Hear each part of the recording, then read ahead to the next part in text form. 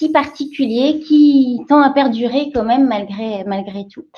Donc, pour bonne information, sachez que la présentation est enregistrée et elle pourra vous être envoyée sur demande. Aujourd'hui, donc au sommaire de cette animation, on vous propose donc de présenter un panorama des principales mesures de la loi de finances. Alors les principales parce que cette loi de finances a été plutôt chargée, et de la loi de financement de la sécurité sociale pour 2021. Vous avez un chat sur votre écran, sur la droite en principe, qui vous permettra de poser les questions si vous en avez et auxquelles on répondra après chaque grosse thématique, fiscalité directe, TVA et loi de financement de la sécurité sociale, ce qui permettra d'avoir les questions directement après les mesures exposées, ce qui sera un petit peu plus pratique pour vous et surtout de ne pas oublier de poser certaines questions. Donc, n'hésitez pas à l'utiliser si besoin. Alors, j'aurai le plaisir de présenter avec Vincent Paulet, expert comptable associé et directeur du pôle Grand Lille au sein de KPMG SA, les principales mesures de la loi de finances en matière de fiscalité directe, qui sont principalement axés en fait sur le soutien de la santé financière des entreprises. Dans un deuxième temps, Arnaud Maurenne, donc avocat chez KPMG, avocat à Paris, nous fait le plaisir de se joindre à nous pour nous exposer les principales mesures en matière de TVA dans cette loi de finances, celles qui seront applicables et synthétiquement celles qui ont été reportées ultérieurement. Voilà, on aura un petit point dessus. Et ensuite, Wilfried Pollard, avocat spécialisé en droit social et droit du travail, avocat au bureau de Lille, KPMG avocat à Lille, qui nous exposera et qui décryptera pour nous, pareil, les grandes mesures de cette loi de financement de la sécurité sociale qui est aussi plutôt foisonnante pour cette année. Tout à fait. Alors, commençons tout d'abord, et comme c'est de tradition, par la baisse de l'IS, le taux de l'IS. Alors, aucun changement à noter pour le taux d'IS normal à la clôture de 2020, ni pour 2021 et 2022. Donc, on voit que la trajectoire finalement de l'impôt sur les sociétés en France tend à aller vers un taux unique de 25% à horizon 2022. Et ce qui va permettre finalement à la France de se retrouver dans une moyenne européenne et aussi dans une moyenne d'imposition des principaux États membres de l'OCDE. Alors, en 2021 et normalement pour la dernière année, on se retrouve encore avec une situation où deux taux coexistent en fonction du montant du chiffre d'affaires de la société à la clôture. Alors, pour les chiffres d'affaires, les sociétés dont le chiffre d'affaires est inférieur à 250 millions d'euros, le taux d'IS normal est de 26,5% et pour les autres, il sera de 27,5%.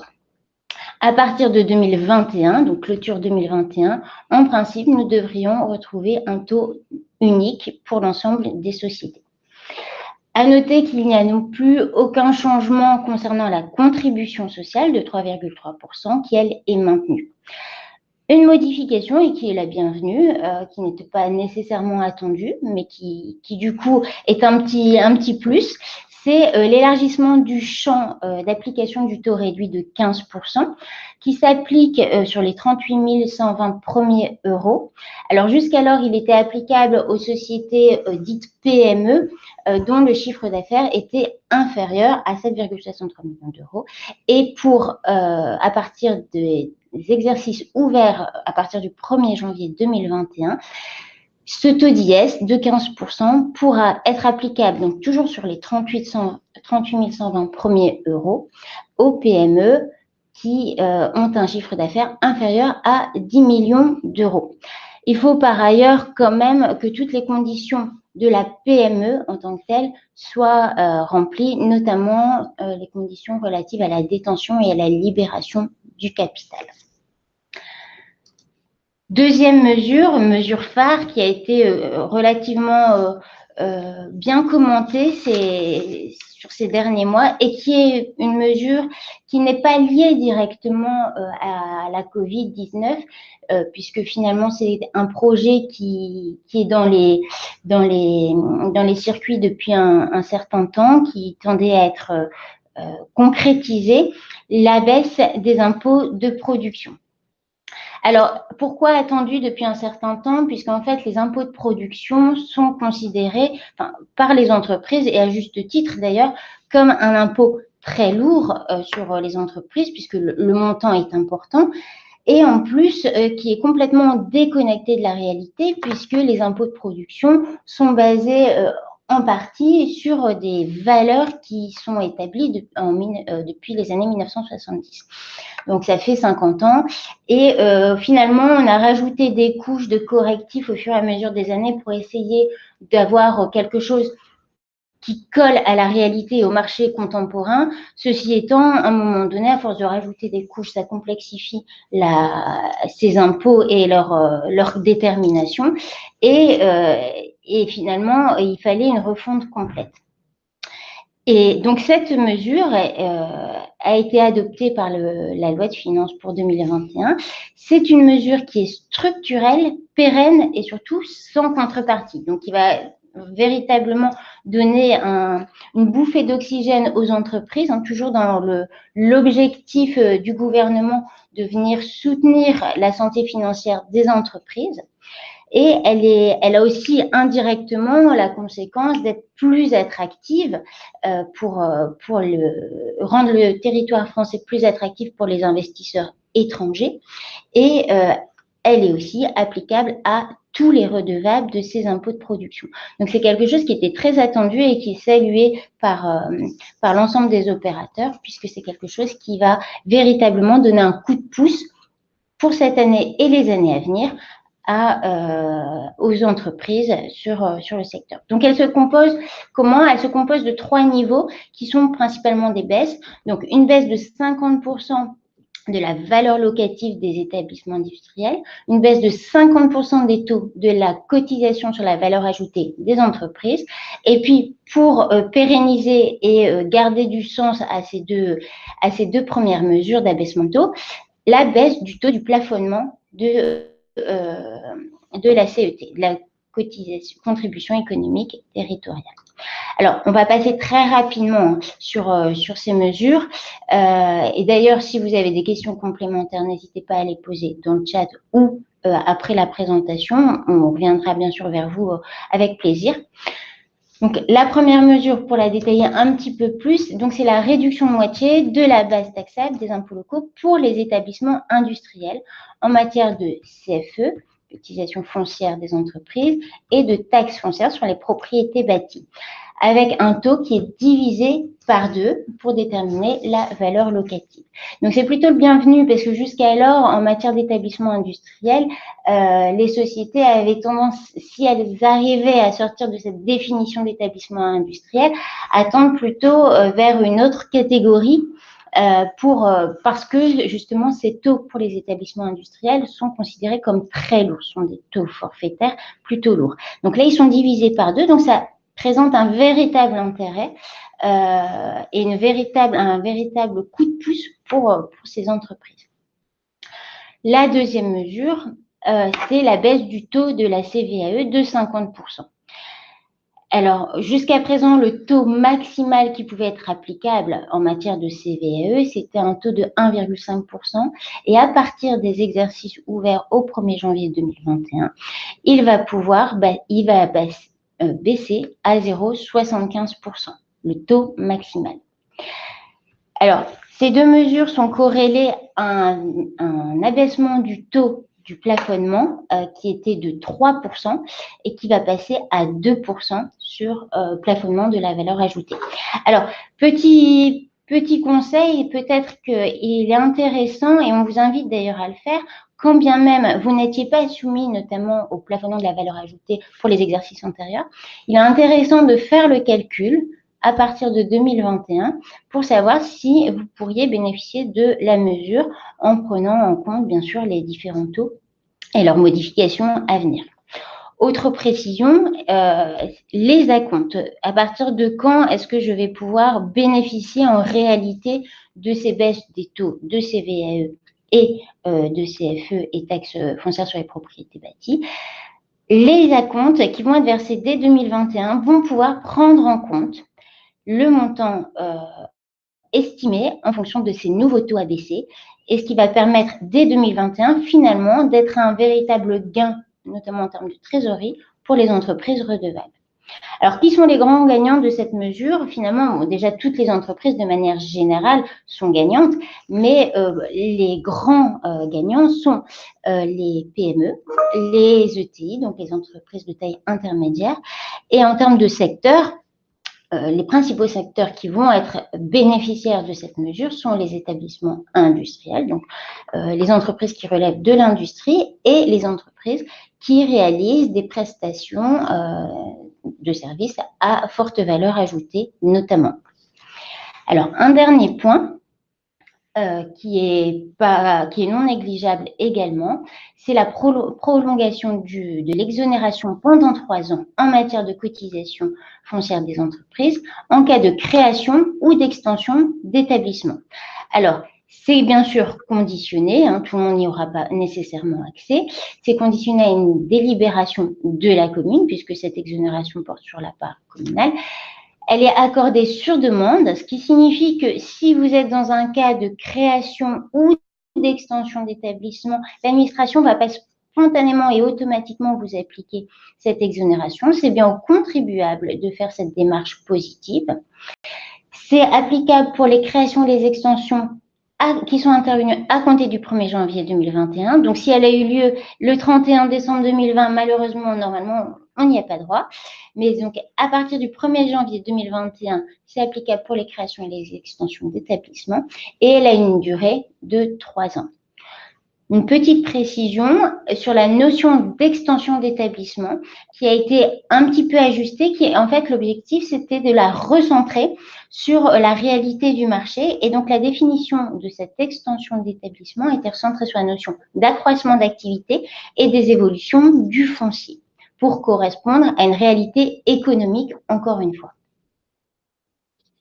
Alors, au-delà des impôts de production, il existe d'autres mesures qui ont été adoptées par le gouvernement dans cette loi de finances pour 2021 et qui sont liées directement à la situation économique qui a été générée par la Covid-19 en 2020.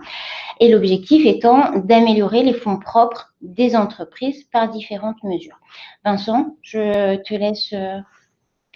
Oui, je prends la main. Tout d'abord, bonjour à tous. Donc, en fait, il y a deux mesures prévues dans la loi de finances destinées à améliorer les fonds propres des entreprises.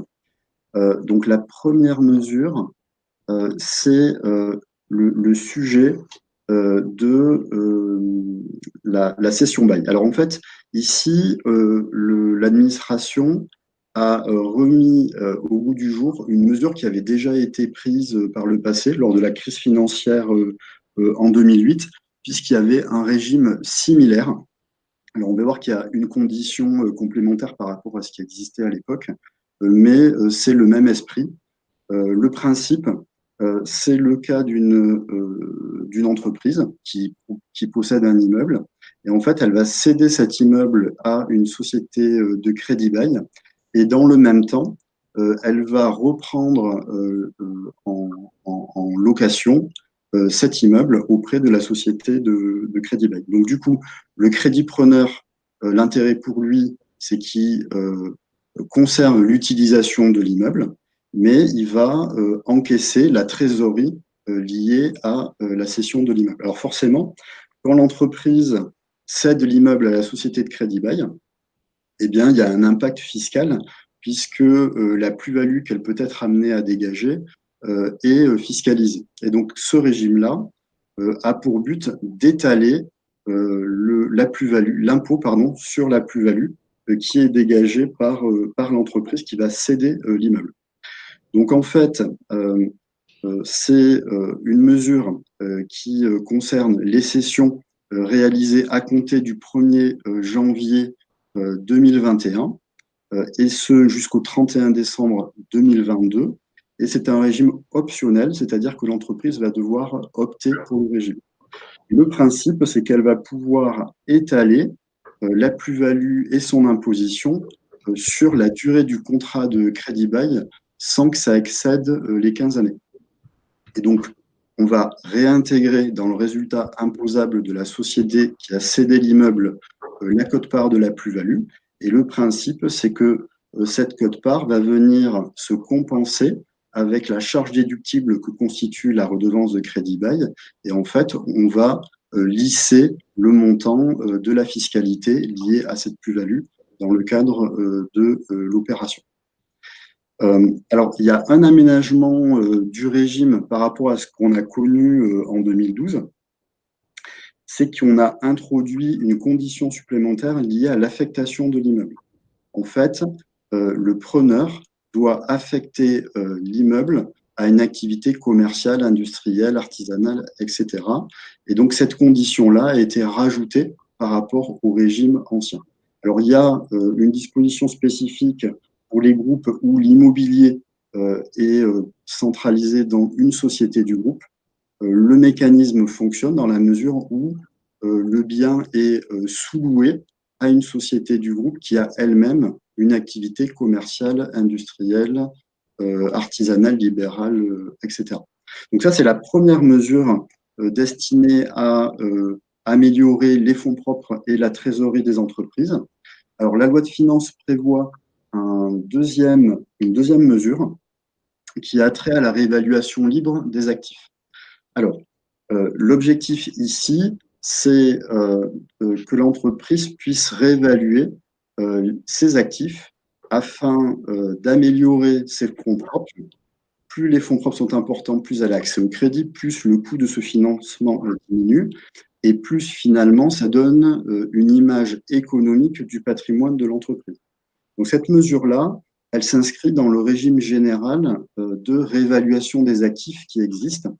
Et ce régime prévoit que les entreprises peuvent réévaluer l'ensemble de leurs immobilisations corporelles et financières. Donc on exclut du coup les immobilisations incorporelles du dispositif. Alors le principe, c'est qu'elles vont inscrire à l'actif la valeur réelle des immobilisations corporelles et financières. Et la contrepartie, ça n'est pas le compte de résultat, mais c'est un compte de réserve. Et fiscalement, dans la mesure où l'opération entraîne une variation d'actifs nets, la variation d'actifs nets était imposable. Et donc, du coup, ces opérations de réévaluation, en pratique, on les retrouvait peu parce qu'elles entraînaient une fiscalité assez lourde liée à la taxation de cet écart de réévaluation. Donc, la loi prévoit, pour le coup, un dispositif fiscal favorable à ces opérations. Alors, concrètement, c'est également une mesure qui est optionnelle et qui doit se faire dans un laps de temps déterminé, puisque concrètement, si vous clôturez au 31 décembre chaque année, la mesure concerne les exercices 2020, 2021 et 2022. Le principe, c'est quoi? C'est que cette variation d'actifs nets taxables qui va se dégager dans le cadre de la réévaluation va être modérée. On va distinguer, vous le voyez sur le slide, les immobilisations amortissables et non amortissables. Et en fait, on va appliquer un régime qu'on connaît par ailleurs, puisqu'on a calqué le régime sur le régime des fusions, et on va venir étaler l'imposition de l'écart de réévaluation sur les immobilisations amortissables, soit 15, soit 5 ans selon la nature des immobilisations. Et concernant les immobilisations non amortissables, on va instaurer un sursis d'imposition. Donc, on appliquera la fiscalité uniquement sur la plus-value qui est dégagée lors de la cession du bien. Donc, lors de la réévaluation, il n'y a pas de fiscalité qui est engagée concernant les immobilisations non amortissables. Donc, c'est une mesure qui va pouvoir permettre aux entreprises également de consolider les fonds propres avec une fiscalité, somme toute, allégée. Alors, ce qui est à noter, et c'est un peu le même intérêt du dispositif précédent, quand on va étaler l'imposition, on va effectivement réintégrer une partie de la plus-value dans le résultat fiscal, mais en parallèle, on va amortir les biens sur leur valeur réévaluée. Et donc, quelque part, il y a une certaine neutralité dans la mesure où l'étalement de la plus-value se fait avec, en parallèle, des dotations aux amortissements que va constater l'entreprise qui vont être plus élevées. Donc, en ce sens, ça lisse l'imposition, voire ça neutralise l'imposition de cet écart de réévaluation. Alors, autre point prévu par la loi de finances. Voilà. Alors, il y a une disposition incitant les bailleurs à abandonner leur loyer. Alors, en fait, ces dispositions-là, elles se traduisent tout d'abord par l'instauration d'un crédit d'impôt au bénéfice des bailleurs qui vont accepter d'abandonner les loyers. Alors, par contre, c'est un dispositif pour lequel il y a énormément de conditions. Alors, on a essayé de vous les classer en fonction de leur nature. Alors, premièrement, il y a des conditions qui a trait au loyer abandonné. Donc, le bailleur pourra bénéficier du crédit d'impôt dans le cadre de l'abandon de ses loyers, mais concernant uniquement le mois de novembre 2020. Et cet abandon devra être consenti au plus tard avant le 31 décembre 2021. Il y a également des conditions qui tiennent à la qualité des entreprises locataires. Il faut que le locataire ait fait l'objet d'une mesure de fermeture administrative ou qu'il participe d'un secteur touché par la crise. Alors ça, ce sont les secteurs classiques de la restauration, sport, culture et du tourisme. Le locataire devra être une entreprise de moins de 5000 salariés. Il ne doit pas être en difficulté au 31 décembre 2019, donc la condition est après cette date, et il ne doit pas faire l'objet d'une liquidation, il ne doit pas être en liquidation judiciaire. Le législateur a également introduit une mesure anti-abus, dans la mesure où il existerait un lien de dépendance entre le bailleur et le preneur. Le dispositif reste applicable si j'ai ce lien de dépendance. Par contre, il faudra démontrer que le locataire a des difficultés financières et notamment des difficultés de trésorerie. Troisième type de conditions, il existe des conditions qui tiennent au bailleur et donc ce dispositif s'applique à la fois aux personnes morales de droit privé et également aux personnes physiques que l'immeuble soit exploité en direct ou via l'intermédiaire de sociétés civiles immobilières. Donc voilà pour les conditions. Alors, quel est le montant de ce crédit d'impôt? Alors, le crédit d'impôt, il est par principe égal à la moitié de l'abandon de loyer qui va être réalisé par le bailleur.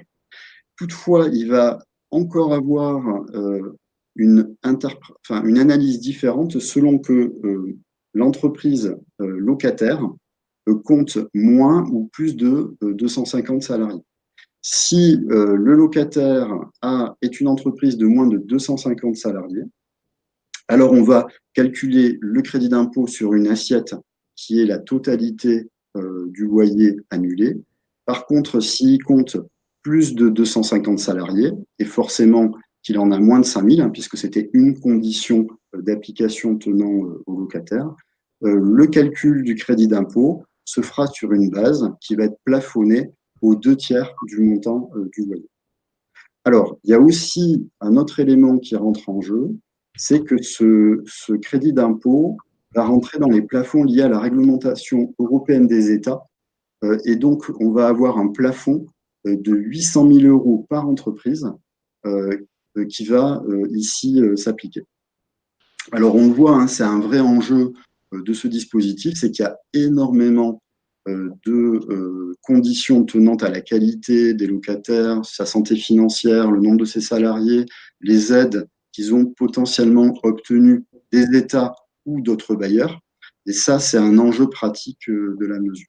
Alors, une fois que ce crédit d'impôt est calculé, on va pouvoir l'imputer sur son impôt société ou son impôt sur le revenu. Si le montant de l'impôt est plus faible, le crédit d'impôt donnera lieu à remboursement. Et il y a toute une série de conditions de forme, et notamment d'attestation, où on va demander au locataire d'attester du respect des différentes conditions ou des aides dont il a déjà bénéficié. Alors, parallèlement à ce crédit d'impôt lié à l'abandon des loyers, la loi de finances a prorogé le dispositif qui permet aux bailleurs de déduire les abandons de loyer. Donc, en fait, les abandons qui vont faire entre le 15 avril 2020 et la mesure était prévue jusqu'au 31 décembre 2020 et c'est prorogé jusqu'au 30 juin 2021. Alors, une remarque toutefois par rapport à cette règle de déductibilité des abandons de loyer, c'est que lorsqu'il y a un lien de dépendance entre le bailleur et le locataire, dans ce cas-là, on ne bénéficiera pas de ce régime, on va retomber dans le droit commun. Si je n'ai pas de lien de dépendance, du coup, le bailleur, il peut bénéficier, au titre du loyer du mois de novembre, à la fois de la déductibilité du loyer qu'il n'aura pas perçu et à la fois du crédit d'impôt qu'il obtiendra sur la base de ce loyer.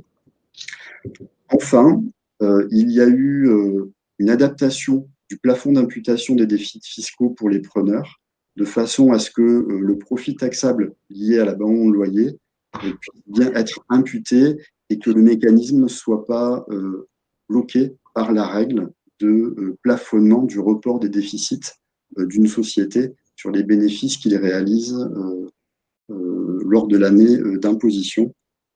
Et donc, on a allégé également pour les preneurs ce dispositif. Donc, voilà pour les mesures liées aux abandons de loyer. Je repasse la parole à Sophie qui va évoquer les autres mesures qui concernent les personnes morales. Oui, merci Vincent. Alors effectivement, on a vu, il y a un certain nombre de mesures qui sont directement liées à la crise et au soutien que veut apporter le gouvernement aux entreprises. Pour autant, il y a quand même d'autres mesures qui sont venues directement ou indirectement liées d'ailleurs par la crise, mais qui sont venues modifier certaines mesures ou certains crédits d'impôt applicables. Alors, notamment en matière de crédit d'impôt recherche et indirectement en matière de crédit d'impôt innovation, on a une modification de l'assiette qui va constituer ce crédit d'impôt. Alors, pour rappel et très rapidement, le crédit d'impôt recherche, c'est la prise en compte d'un certain nombre de dépenses, notamment de personnel, un certain nombre de dépenses de sous-traitance quand les recherches ne sont pas effectuées toutes directement par la société bénéficiaire de ce crédit d'impôt, un certain nombre d'amortissements sur certains outillages qui vont rentrer en ligne de compte pour réaliser la recherche et le développement, et certaines subventions, etc., qui seront déduites. Alors, ces dépenses éligibles permettent de déterminer un crédit d'impôt de 30% ou 5% quand les montants des dépenses sont supérieurs à 100 millions d'euros. Et ça nous donne du coup le montant du crédit d'impôt qui va pouvoir être imputé sur l'impôt sur les sociétés. Jusqu'alors, on avait une différence en fonction de la sous-traitance qui était réalisée. Si je passais par un organisme public ou si je passais par un organisme privé, j'avais des montants différents.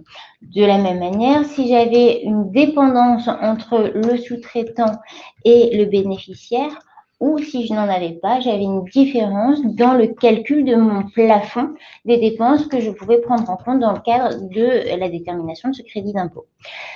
La loi de finances pour 2021 vient nous préciser que finalement, cette dichotomie entre les régimes n'aura plus lieu d'être à partir du 1er janvier 2022. Donc pas pour cette année, mais pour l'année prochaine. Et finalement, elle est venue aligner, bien sûr à la baisse, sur le régime des organismes publics qui réalisent de la sous-traitance, sur le régime des organismes privés agréés, bien sûr, puisque si l'organisme privé n'est pas agréé, les dépenses ne peuvent plus être prises en compte depuis un certain nombre d'années. Et donc, on a aligné le régime donc, des organismes publics sur le régime des organismes privés agréés pour la sous-traitance, et on a mis fin également au doublement des dépenses prises en compte quand j'ai une absence de lien de dépendance. Donc finalement, on va se retrouver à partir du 1er janvier 2022 pour la prise en compte des dépenses éligibles au crédit d'impôt recherche, un montant maximal de dépenses à retenir, soit de 10 millions d'euros si entre ma société donneur d'ordre et mon sous-traitant privé ou public, je n'ai pas de lien de dépendance, et à 2 millions d'euros si j'ai un lien de dépendance entre ces deux prestataires, preneurs et prestataires. Donc, ça va niveler vers le bas la détermination et les montants qui vont suivre du crédit d'impôt recherche. Autre point, c'est l'interlocuteur. Qui est l'interlocuteur aujourd'hui en matière de crédit d'impôt recherche? Jusqu'à présent, on avait la possibilité de demander, de faire des rescrits notamment, ou des demandes d'expertise auprès de l'ANR. Pour se mettre en conformité avec le droit, et notamment le droit européen, il est à compter du 1er janvier 2021, donc contrairement à la mesure précédente qui porte véritablement sur le montant du crédit d'impôt, là, sur les demandes qu'on va solliciter, elles ne peuvent être faites qu'auprès du ministère de la Recherche et exclusivement auprès de lui. Donc, un seul interlocuteur pour l'ensemble des demandes de rescrit ou d'expertise notamment. Et donc, cette mesure s'applique dès le 1er janvier 2021. Autre mesure qui, elle, va concerner principalement les sociétés du retail, c'est l'extension de la réduction du taux de la TASCOM. La TASCOM, c'est la taxe sur les surfaces commerciales. Alors, cette TASCOM est calculée en fonction d'un certain chiffre d'affaires qui est réalisé annuellement et on prend en compte la superficie de l'enseigne. Alors, la taille réelle pour la vente. Et donc, il y a une réduction qui existait de 20% jusqu'à un certain nombre de mètres carrés. Et cette réduction a été étendue, donc réduction de 20% du montant de la TASCOM, et étendue aux surfaces commerciales entre 400 mètres carrés et moins de 600 mètres carrés. Alors attention, 600 mètres carrés, je ne bénéficie pas de la réduction de la TASCOM. 599 mètres carrés, je bénéficie de la réduction de la TASCOM. Et l'idée, c'était finalement de se dire que pour les petites surfaces, quand bien même j'appartiens à une grande enseigne, je peux bénéficier finalement de cette réduction de cette taxe sur les surfaces commerciales. Encore une fois, c'est une mesure plutôt positive, quand bien même effectivement ça n'est qu'une réduction et non pas une exonération. Pour autant, dans le cadre de la crise, encore une fois, ça marque des petits plus qui seront toujours bénéfiques pour les entreprises et notamment pour ces surfaces de petite taille. Alors, très rapidement, la fiscalité verte. Alors, et je dis très rapidement parce qu'on pourrait vous faire un webinaire complet sur la fiscalité verte, parce qu'on a un certain nombre de mesures qui sont sorties. L'objectif ici, c'est d'aller sur les mesures phares. Mais si vous avez d'autres questions, n'hésitez pas, hein, bien sûr. Nous restons disponibles. Alors, la fiscalité verte est marquée aujourd'hui principalement par une refonte de la taxe sur les véhicules terrestres à moteur. Ça fait écho à la Convention climat du 14 décembre 2020, donc il y a un mois, et dans laquelle, effectivement, notamment l'État français s'est engagé sur un certain nombre de mesures visant à réduire les émissions sur son territoire à minima.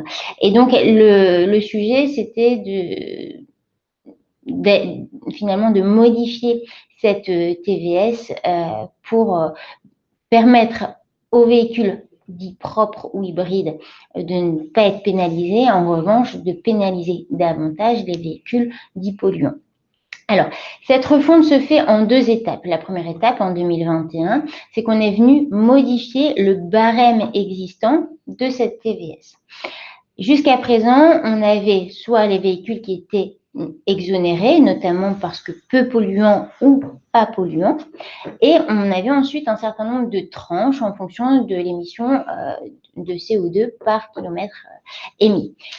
Ce nouveau barème, qui est applicable donc pour le 1er janvier 2021, vient non pas s'appliquer par tranche, mais vient donner une formule de calcul qui va permettre de prendre en compte le nombre exact de grammes de CO2 émis par le véhicule.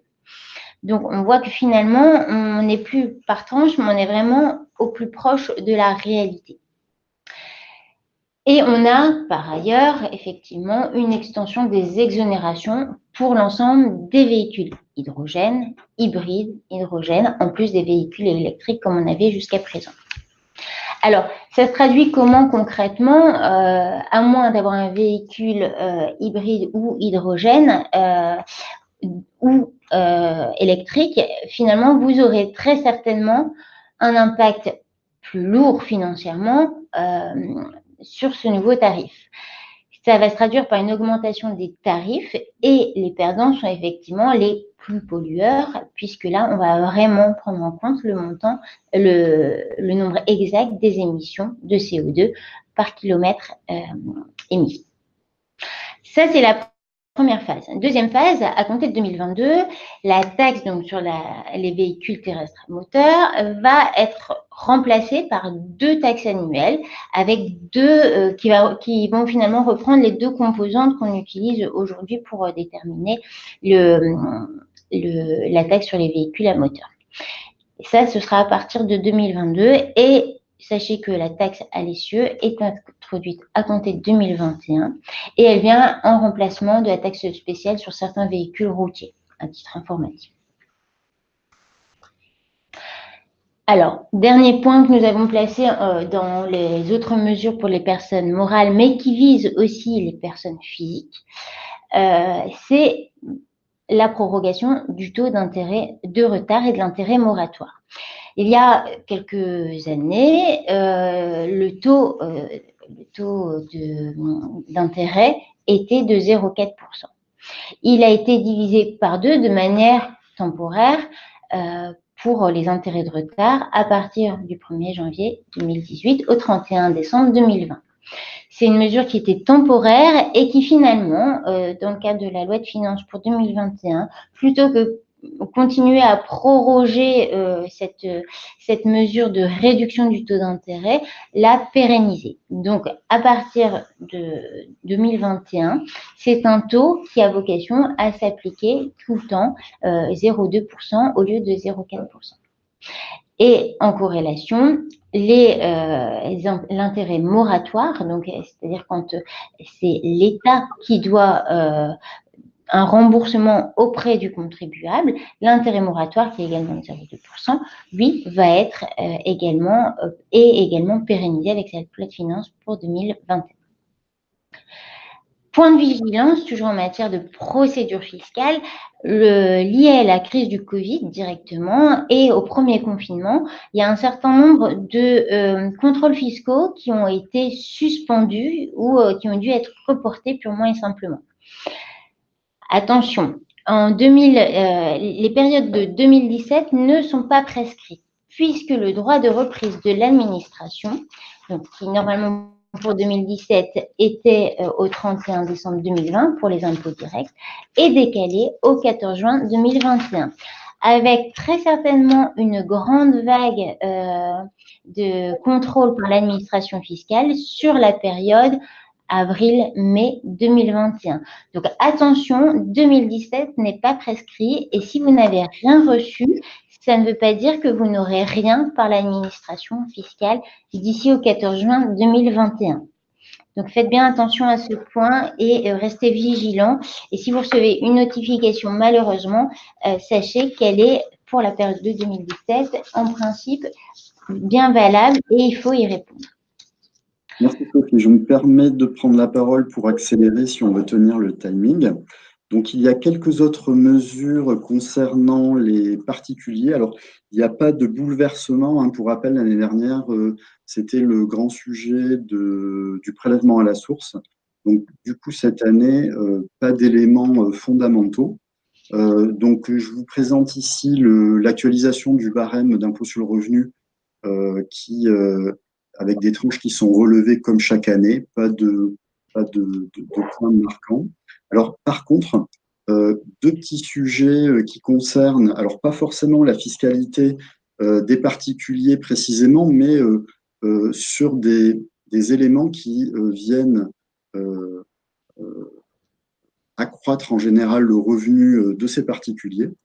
Donc le premier point, c'est le sujet de l'exonération du forfait social sur l'attribution gratuite d'actions. Alors normalement, l'attribution gratuite d'actions est assujettie au forfait social de 20%. Les PME, donc les micro et PME bénéficiaient d'une exonération de ce forfait social, eh bien, cette exonération est étendue aux entreprises de taille intermédiaire. Donc, vous avez ici sur le slide les seuils qui qualifient la notion d'ETI pour le bénéfice de cette mesure. Et donc, cette disposition concerne les AGA à compter du 1er janvier 2021. Autre mesure qui concerne également le forfait social. La loi de finances prévoit une exonération totale de forfait social pour 2021 et 2022 concernant les abondements de l'employeur sur les PAE, PE et une réduction de ce forfait social à 10% pour les versements unilatéraux des employeurs. Alors, pour le coup, ça, c'est un point important. Alors, tout le monde n'est pas concerné parce que cela concerne la fiscalité des non-résidents. Je ne sais pas si vous vous souvenez, mais lors des lois de finances de 2019 et 2020, était prévue la modification du régime appliqué aux rémunérations perçues en France par les non-résidents. Et notamment, lorsque vous êtes un non-résident et que vous êtes salarié en France, votre salaire est assujetti à une retenue à la source avec un système de tranches de 0, 12 et 20%. Et un gros avantage existait pour les non-résidents, c'est que les tranches de 0 et 12% étaient libératoires de l'impôt sur le revenu. C'est-à-dire qu'une fois prélevé 0 et 12, la rémunération ne repassait pas dans le barème. On repassait uniquement dans le barème la partie prélevée au taux de 20%. Eh bien, il était prévu de supprimer le caractère libératoire de ces tranches de 0 et 20 et de supprimer la retenue à la source pour la remplacer pour le prélèvement à la source et d'aligner finalement la situation des non-résidents sur la situation des résidents. Alors, il y a eu un lobbying assez soutenu de la part des non-résidents, des Français de l'étranger, etc. Et la loi de finances pour 2021 a abandonné purement et simplement la réforme. Donc les tranches de 0 et 12 restent libératoires. Ce qui a été maintenu, c'est le taux minimum d'imposition, c'est-à-dire que pour la partie qui est précomptée en retenue à la source à 20%, elle repasse au barème et on a un taux minimum d'imposition qui est de 20% jusqu'à 27 000 euros de revenus et 30% au-delà. Donc là, cet élément-là a fait pas mal de couler d'encre et la loi de finances pour 2021 a classé le sujet. Dernier point, alors là, rien de neuf, ce sont des régimes qui existaient et là, la loi de finances a simplement prorogé l'application de ces dispositifs Je citerai la disposition Madelin de souscription au capital de PME ou le dispositif Pinel, vous voyez, dont les prorogations sont respectivement 2021 et 2022. Et c'est le cas également pour toute une série de crédits d'impôt qui sont listés ici sur les slides. Je vais maintenant laisser la parole à Arnaud qui va évoquer l'ensemble des sujets relatifs à la TVA. Arnaud.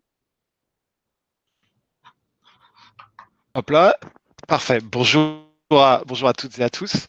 Alors effectivement, un certain nombre de sujets TVA, finalement je ne vais pas en évoquer l'ensemble et je vais peut-être commencer par vous parler de ce dont je ne parlerai pas précisément, à savoir la réforme du régime des ventes à distance et des plateformes, puisqu'elle devait s'appliquer au 1er janvier 2021 au plan européen et qu'elle a été reportée en raison évidemment de la crise du Covid dans l'ensemble des États membres au 1er juillet 2021. Alors comme c'est une réforme qui est vraiment copernicienne, elle change énormément de choses au sein des flux TVA en intracommunautaire et elle implique de nouvelles obligations pour les plateformes. Elle méritera vraiment qu'on en discute lors d'un autre webinar dédié à ça. Parce que c'est une réforme effectivement fondamentale et qu'elle est encore un peu reportée, donc on a le temps d'en reparler. En revanche, et de manière assez surprenante pour les spécialistes de la TVA, est arrivé dans la loi de finances un article sur plusieurs articles qui sont modifiés sur les offres composites. Alors, qu'est-ce que c'est qu'une offre composite? Eh bien, c'est lié au principe d'unicité d'imposition en matière de TVA.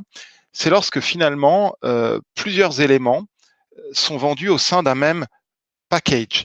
Au sein d'une même offre, on met des choses qui, prestations de services ou livraison de biens, au sens de la TVA, peuvent être soumises à des règles de TVA différentes. Et donc, l'idée, c'est de traiter d'une manière uniforme tous ces éléments qui, en vérité, sont distincts parce qu'ils font partie de cette offre unique. Alors, c'est un petit peu une boîte de Pandore que ce nouveau dispositif sur les offres composites, puisqu'il a été appréhendé par le législateur en matière de taux, mais que finalement, cette réforme touche à l'ensemble des notions en matière de TVA. Ça a des impacts sur la territorialité, sur les exonérations, sur la qualification d'un bien ou plutôt d'un service. Et tout ça est en vigueur depuis le 1er janvier 2021, ce qui donc a un impact aussi sur notamment les outils de facturation, les logiciels de caisse, les taux qui sont appliqués tout simplement dans l'entreprise. Alors, pour peut-être rassurer les auditeurs, cette réforme, même applicable au 1er janvier 2021, fera l'objet d'une instruction administrative extrêmement détaillée et semble-t-il, elle sera truffée d'exemples qui ne paraîtra pas avant l'été. Donc, de l'avis de la direction de la législation fiscale avec qui nous avons discuté de ce sujet il y a encore quelques jours, il peut être urgent de ne rien faire dans le doute, puisqu'il y aura une forme de moratoire accordée tant que l'instruction ne sera pas sortie.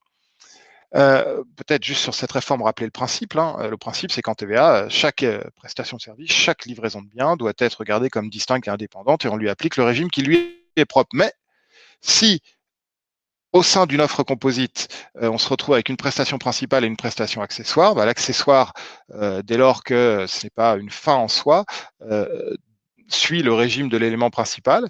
Et puis lorsque plusieurs éléments sont fournis de manière tellement liée que objectivement ils forment une seule et même opération au plan économique, alors là encore, on n'appliquera qu'une seule règle, celle de l'élément principal.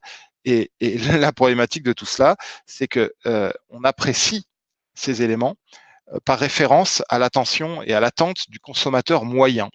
C'est donc éminemment subjectif. Malgré tout, il faut étayer cette analyse de l'attente du consommateur moyen par des éléments aussi objectifs que possible. Et parmi ces éléments objectifs, ma foi, on aura l'importance qualitative et quantitative des différents éléments. Donc, on pourra s'appuyer sur les prix de revient des différents éléments de l'offre pour savoir lequel l'emporte sur l'autre. La présentation commerciale également qui en est fait. Alors, en cas de doute, c'est-à-dire si on se retrouve face à plusieurs éléments qui sont équivalents, eh bien, ce sera évidemment le taux le plus élevé qui s'appliquera. Mais si c'est le taux réduit qui l'emporte dans cette analyse, eh bien, l'élément qui aurait dû être soumis au taux normal passera, lui, au taux réduit. Le seul taux qu'on ne pourra pas étendre, c'est le taux de 2,1, parce que celui-ci, c'est un taux qui est prévu comme un taux exceptionnel par la directive et il ne peut pas avoir son application étendue.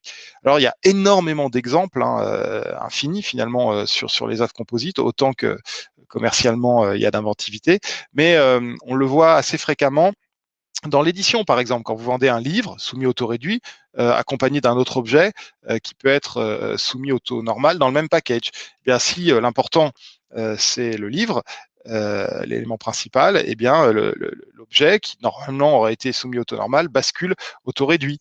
On a aussi des hypothèses dans l'alimentation, évidemment. Quand vous vendez un aliment qui est soumis au taux réduit et qu'il est accompagné d'un objet, alors l'objet bascule au taux réduit comme l'aliment. À l'inverse, imaginez que vous vendiez des alcools effectivement avec d'autres aliments.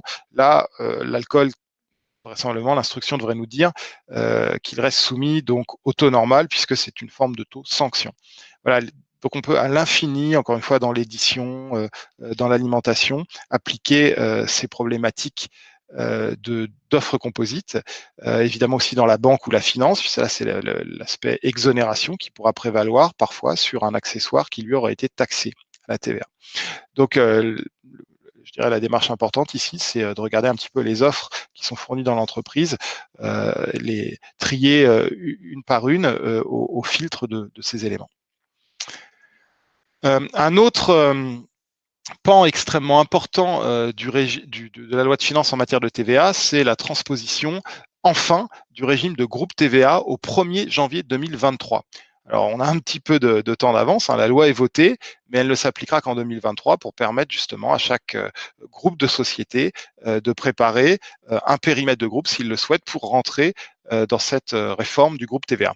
Alors, le groupe TVA, c'est quoi? C'est que finalement, plusieurs assujettis à la TVA qui sont indépendants d'un point de vue juridique, eh bien, pourraient malgré tout appartenir à un même groupe en matière de TVA et donc ne plus former entre eux qu'un seul et même assujetti en matière de TVA. Alors, ça ne s'appliquerait qu'entre sociétés établies au sein d'un même État membre, donc ici on parlera de la France, et il faudra caractériser des liens financiers, économiques et organisationnels entre les membres du groupe pour qu'ils puissent effectivement appartenir à ce même groupe.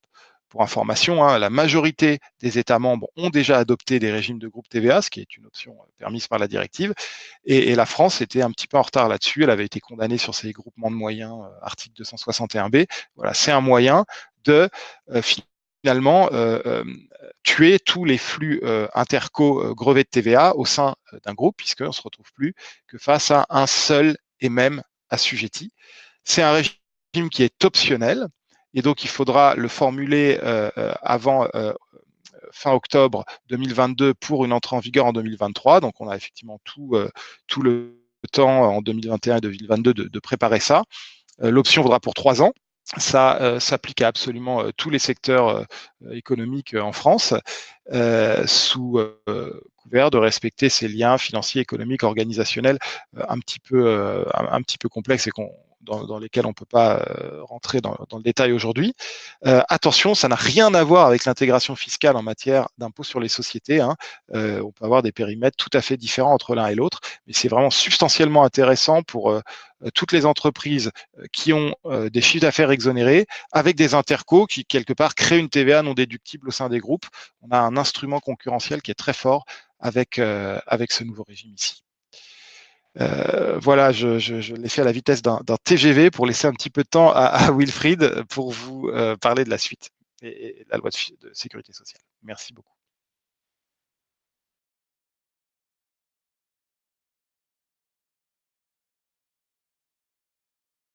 Ton micro, Wilfried, n'est pas activé.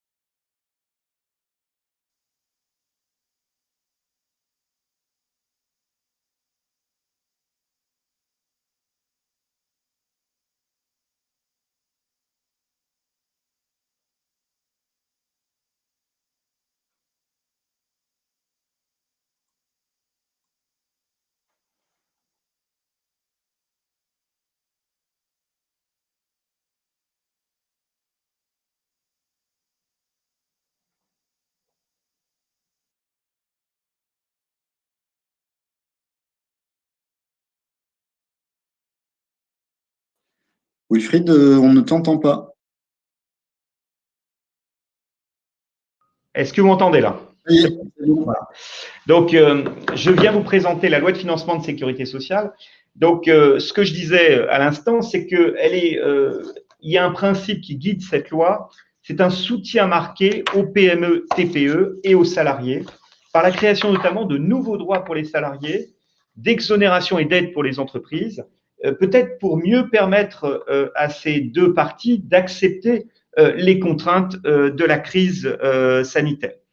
Donc, on ne verra pas dans le cadre de notre intervention toute une série de petites mesures qui sont importantes mais qui ne sont pas essentielles, notamment des mesures en matière d'indemnisation maladie avec des dérogations pour mieux couvrir les assurés, des mesures sur l'indemnisation des professions libérales, sur les arrêts de travail, le régime social des congés de mobilité ou de reclassement, ou les exonérations sur les équipements sportifs. Tous ces éléments sont prévus dans la loi, mais ne feront pas l'objet d'une présentation aujourd'hui. On va essayer de se concentrer sur les points les plus essentiels. Alors, le premier point que je voulais voir, parce que c'est une petite révolution, à mon sens, qui est liée à cette loi, c'est le fait d'avoir prolongé de façon importante le congé de paternité et d'avoir valorisé aussi le congé de naissance. Alors, effectivement, le gouvernement veut favoriser les salariés à ce niveau-là.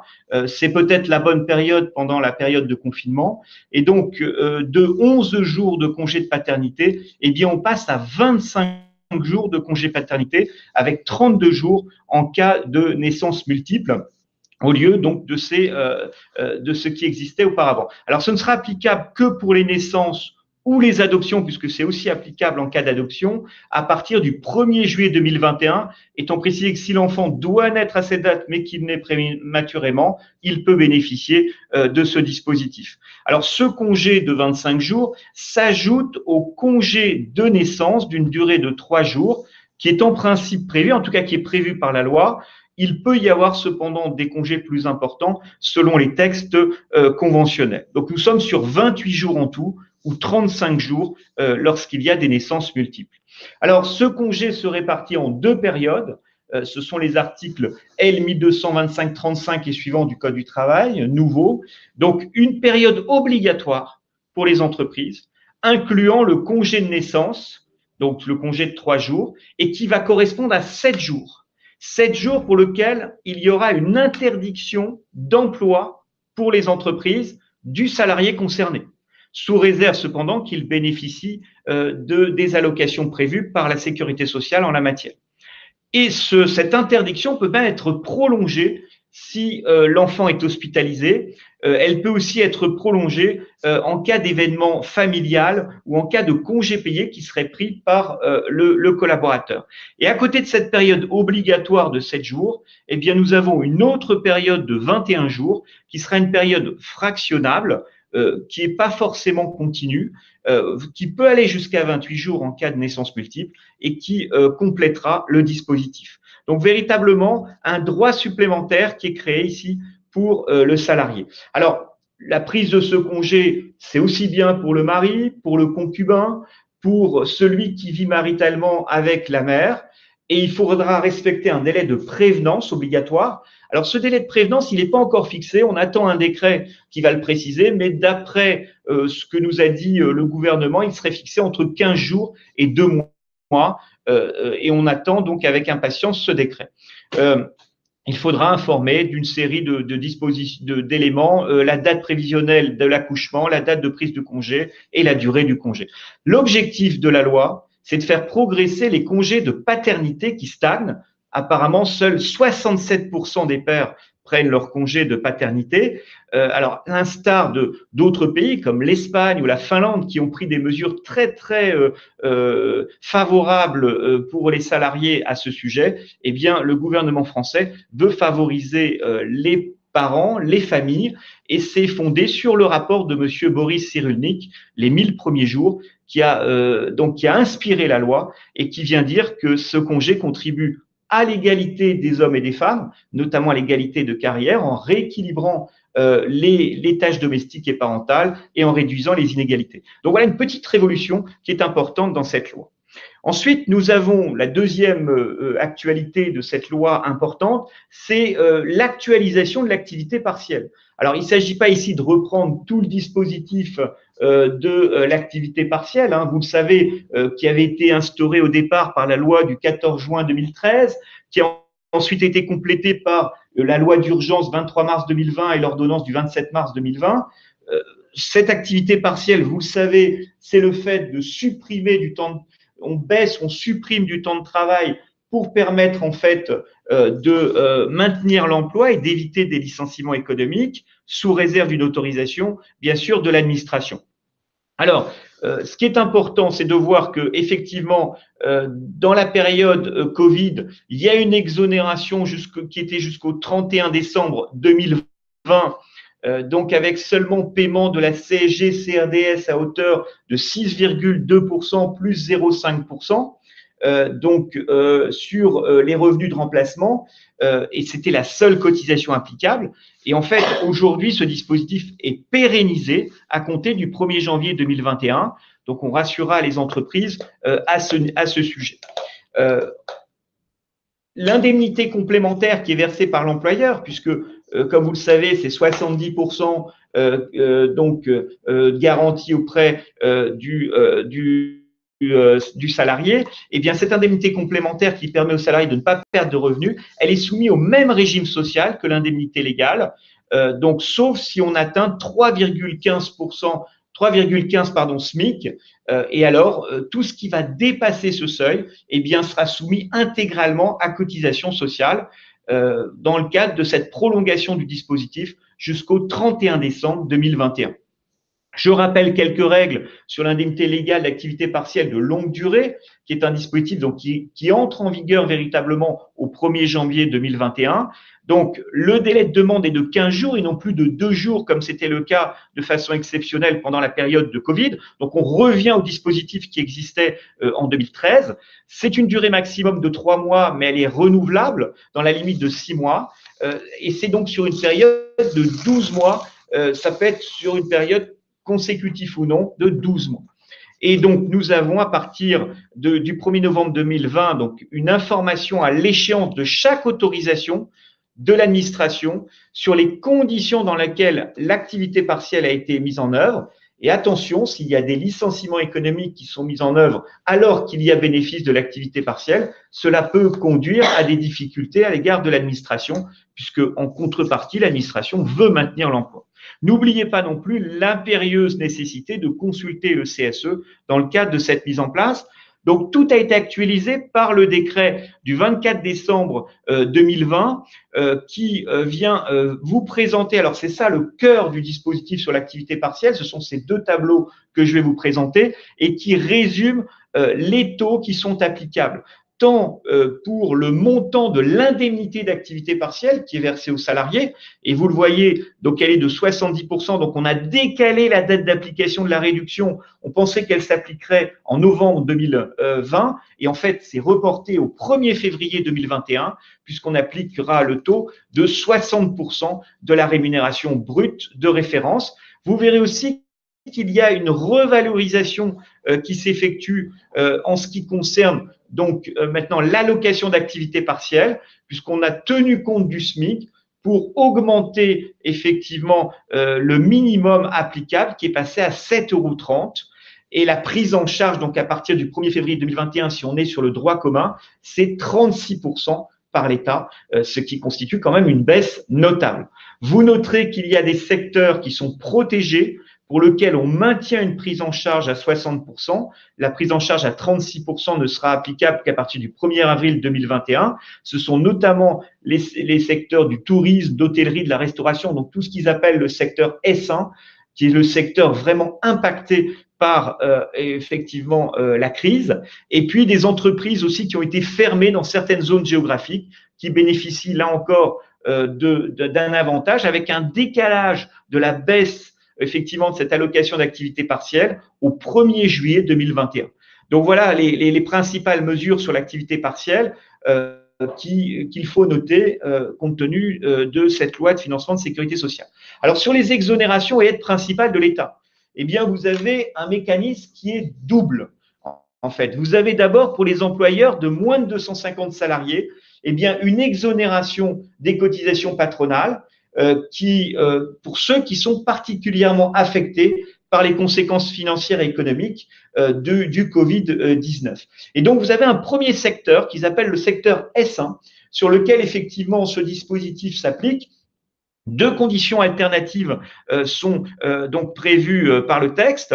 Donc, soit une baisse du chiffre d'affaires d'au moins 50% par rapport à la même période de l'année précédente, soit un lieu d'activité concerné par des mesures de réglementation ou d'interdiction de circulation à compter du 17 octobre 2020.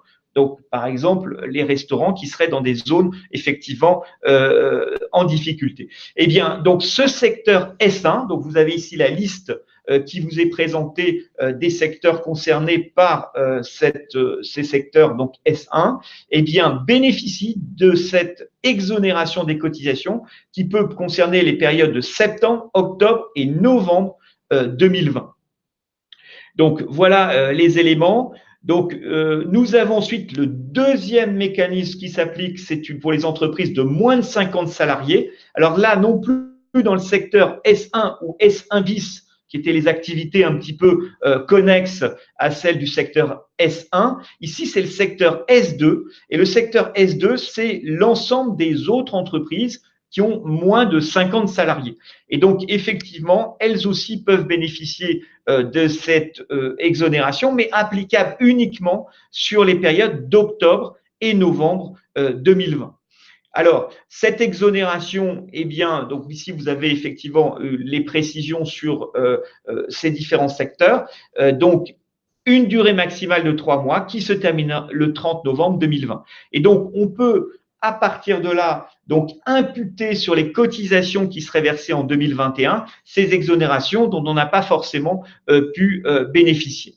Voilà le dispositif. Alors, je relève quand même que ça concerne toutes les cotisations, sauf les cotisations affectées au régime de retraite complémentaire qui ne sont pas visées par ce dispositif et qui restent encore dues.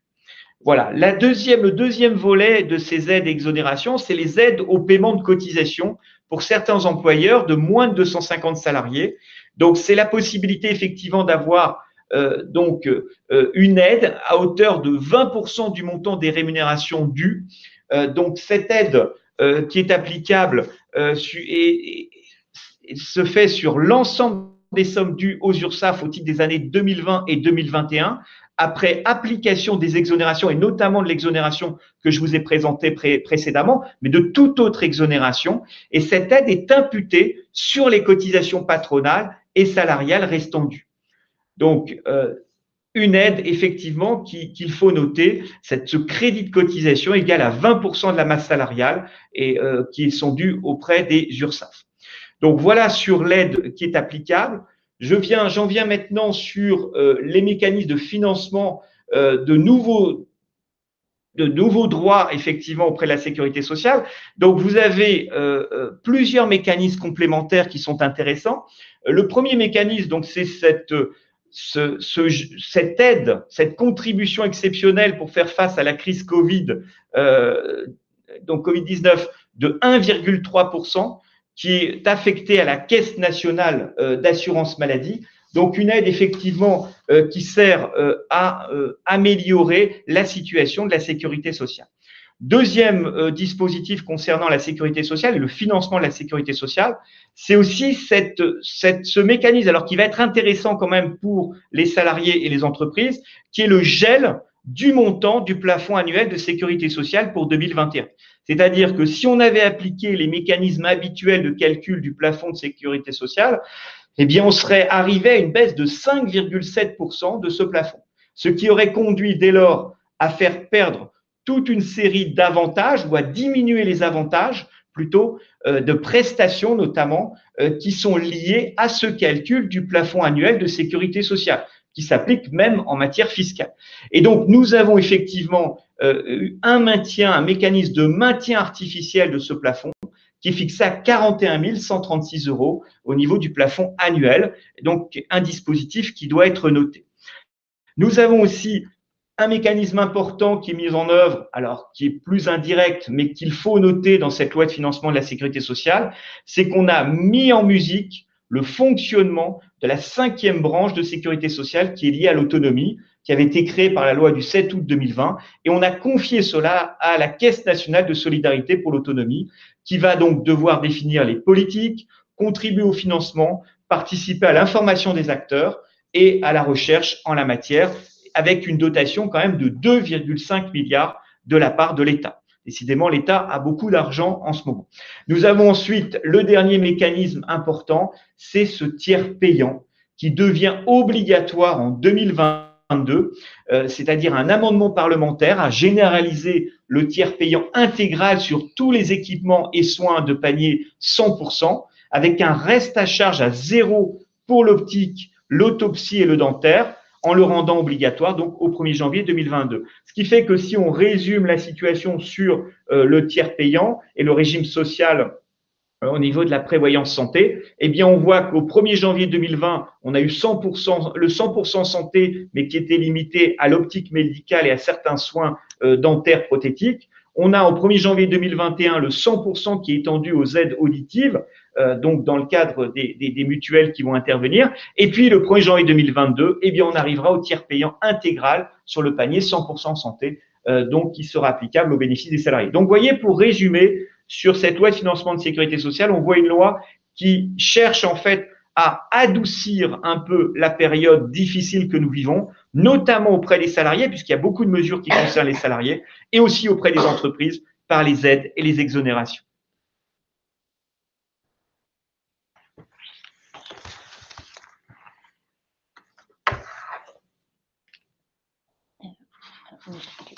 Donc, je laisse la parole à Sophie. Oui, merci. Alors, la caméra ne fonctionne plus.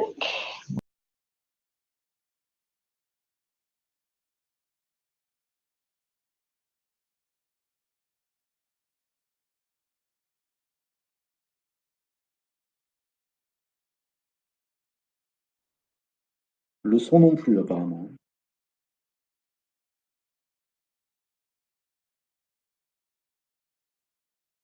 La caméra et le son est coupé, Sophie.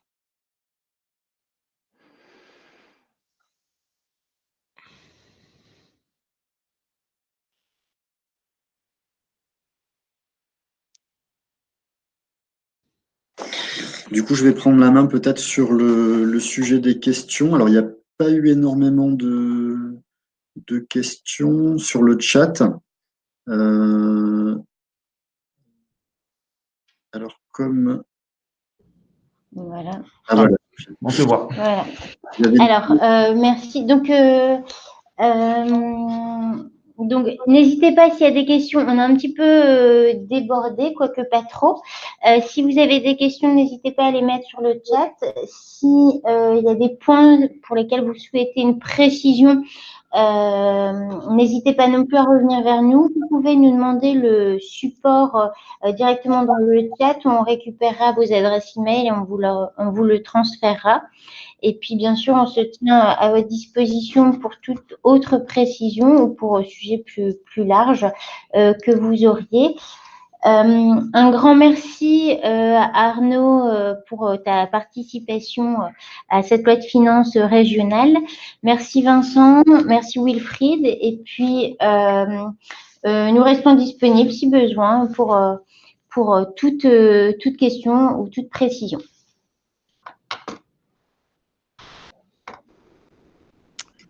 Merci beaucoup.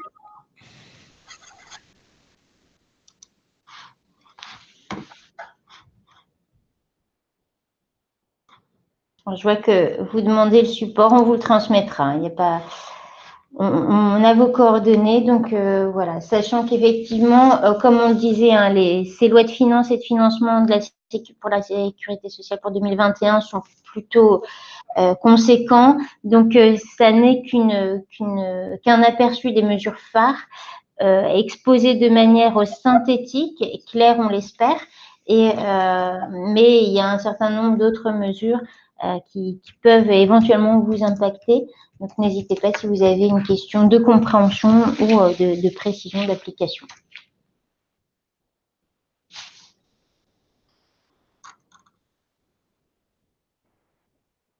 Merci et bonne journée.